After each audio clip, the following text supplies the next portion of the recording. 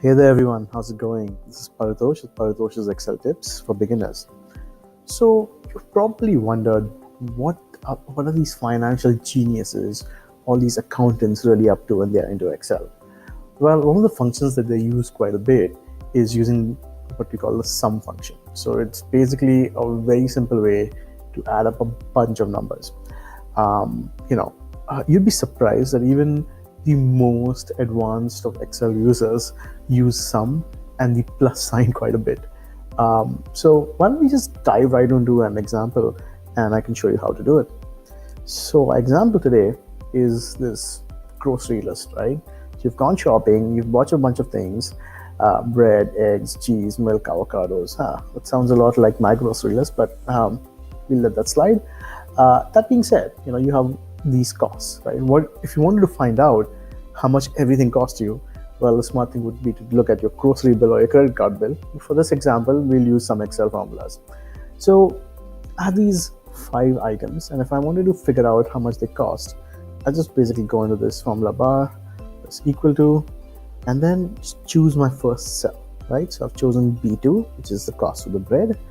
Then I would add the cost of the eggs, then for the cheese, then for the milk, then for the avocados.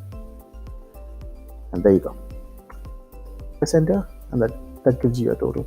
So how simple, right?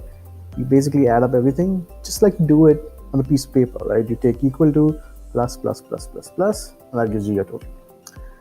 Another way to do it is to use what we call the sum function. So I deleted this formula, and then if I do this another way, if I do sum, open my bracket, and I just click on the first cell and just drag that, gently drag it, close the bracket,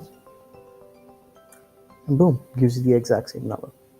So when would you use sum and when would you use a plus sign? Good question.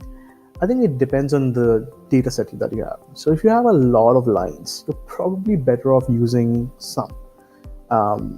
Because if you try to type the formula, if you do a line 1 plus line 2 plus line 3, and if you have 100 items, it's just going to take you way too long, right? So sum is better in that case.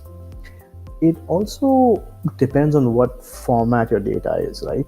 Typically, if the data is in different columns, you're better off using the plus sign. So let's say I wanted to add bread, and then there's some other data in column C, I would probably use that plus, and so on and so forth. So just use your discretion. Generally though, I would say for a bigger set of data, sum is better, and for a smaller set of data, the plus sign is better.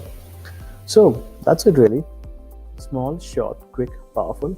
Hopefully sum is of use to you, and so is the plus sign. So hope you guys enjoyed this video. Please do subscribe to my channel if you liked it, and please press the like button if you liked it. And hopefully I'll come up with a new video soon, and you'll see it in your notifications once that happens. Thanks for your time today, and hope you have a great one. Take care. Bye-bye.